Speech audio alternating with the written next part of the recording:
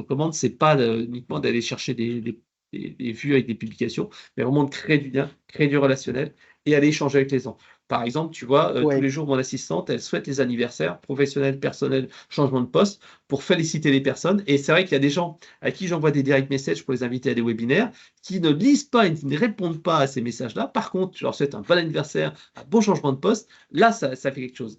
Et c'est vrai que ouais, on voit bien que comme ça, tu crées du lien. Tu ne deviens plus un ouais. inconnu, mais tu deviens quelqu'un avec qui ils ont des interactions, des choses comme ça. Et en créant comme ça ce relationnel fort, ben, le jour où ils ont un besoin, eh ben, ils penseront à toi obligatoirement. En fait, il y a un, la starification de l'économie, c'est-à-dire tout simplement que les gens, de plus en plus, en fait, ben, il y aura un ou deux leaders du secteur d'activité qui va être le leader incontesté. Par exemple, tu vois, dans les chansons, dans le top 50, bah, tu as 99% des revenus, le top 50, quoi, ou le top 100 maintenant.